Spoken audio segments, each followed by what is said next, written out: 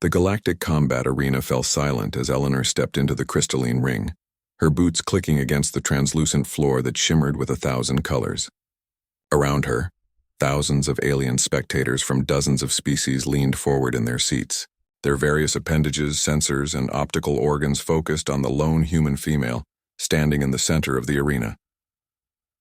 Commander Zixthor of the Krellian Empire raised 3 of his 4 arms, his chitinous exoskeleton gleaming under the arena lights. "Human," his voice boomed through the translation matrix. "You have challenged the ancient law of combat. No species in the known galaxy possesses the neural architecture to effectively wield 2-bladed weapons simultaneously. It is neurologically impossible." Eleanor smiled, a gesture that confused many of the assembled aliens who had never quite understood human facial expressions. Beside the arena floor, Jasper stood with his arms crossed, his own grin matching hers. He had tried to warn them. Humans, he had explained repeatedly over the past 3 cycles, were different, but the Galactic Council never listened. With respect, "Commander," Eleanor called out, her voice steady and clear, "that's because you've never met a human before." The Krellian commander's mandibles clicked in what might have been laughter. "We have studied your species extensively since your world joined the galactic community 2 solar cycles ago. Your reflexes are adequate, your strength unremarkable, your technology primitive. What makes you believe you can accomplish what even the warborn Threndaki cannot?" Eleanor reached down and drew both swords from the weapons rack, standard-issue galactic combat blades, each weighing precisely 2.3 kilograms, forged from starship hull alloy. The crowd murmured as she held one in each hand, testing their weight with small, precise movements. "The Threndaki have 6 arms," Eleanor observed, spinning one blade in a lazy circle. "The Vroth have those impressive tentacles.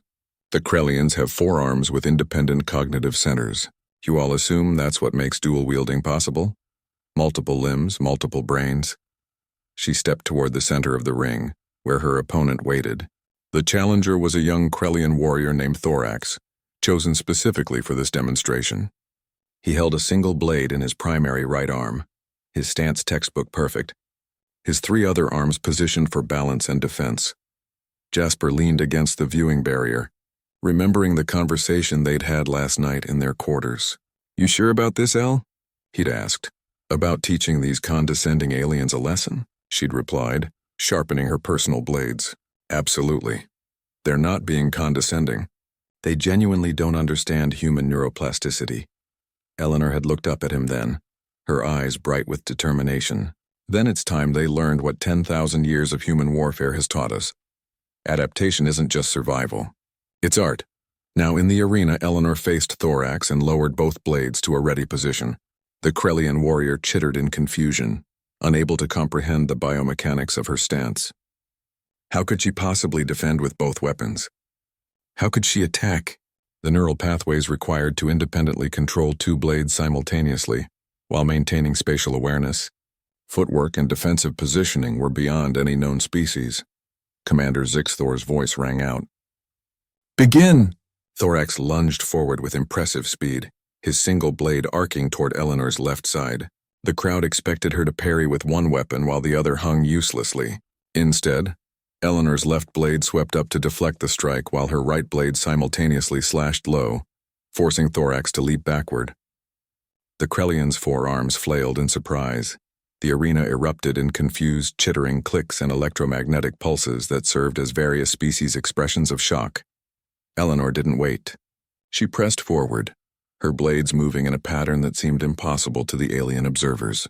The left blade feinted high while the right struck low. The right blade defended while the left attacked. They moved not as 2 separate weapons, but as extensions of a single. Fluid consciousness. Jasper watched with pride as Eleanor demonstrated what he'd tried to explain in a dozen council meetings. Human brains were different. Bilateral symmetry wasn't a limitation, it was a feature. 2 hemispheres working in concert, capable of processing independent motor control for each limb while maintaining unified strategic thinking. Thousands of years of human warriors had refined the art of dual-wielding into something that transcended simple ambidexterity. Thorax, to his credit, was a skilled warrior. He adapted quickly, using his multiple arms to create defensive positions that would have stymied any conventional dual-wielding attempt. But Eleanor wasn't conventional. She was human. Her blades sang through the air, creating patterns that the alien combat computers struggled to analyze. She struck from angles that shouldn't have been possible, defended positions while simultaneously attacking others, and moved with a fluid grace that came from a species that had spent millennia perfecting bipedal combat. The Krellian warrior's blade clattered to the floor.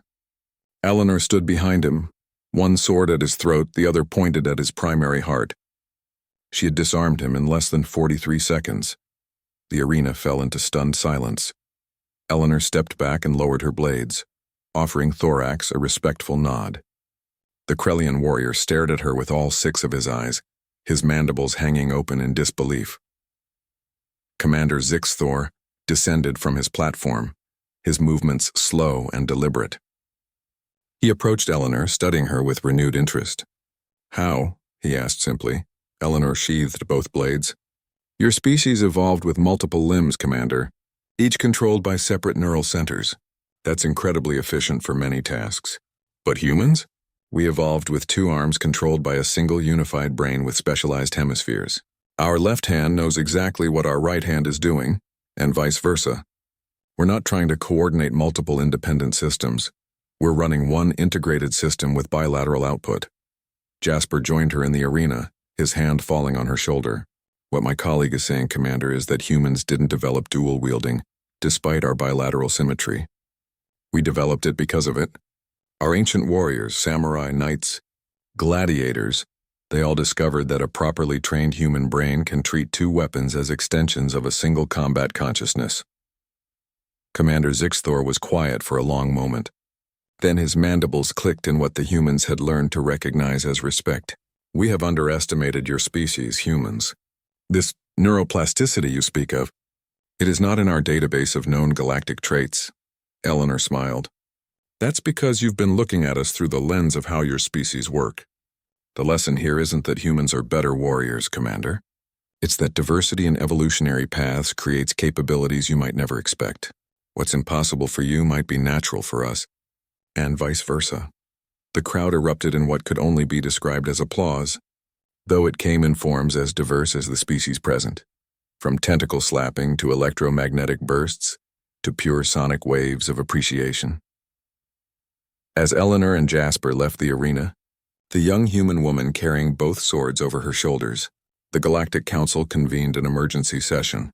The topic, a complete reassessment of human military capabilities and the immediate establishment of human combat instructors for species whose neural architecture might benefit from cross-species training techniques. Jasper grinned at Eleanor as they walked. "You know they're going to want you to teach classes now." Eleanor laughed. "Good. Maybe next time they'll listen when humans say something is possible. We're a stubborn species, Jasper. We don't accept limitations well." "No species can dual-wield," Jasper quoted mockingly. Eleanor's grin was fierce. Clearly they hadn't met a human yet. Behind them, the arena hummed with excited chatter in 100 languages, all discussing the same thing. Humanity had just rewritten another chapter in the galactic understanding of what was possible. And somewhere in the records a new entry was being made. Humans, the species that turned bilateral symmetry into a weapon. The galaxy was learning, slowly but surely, that when humans said, "Watch this," it was wise to pay attention.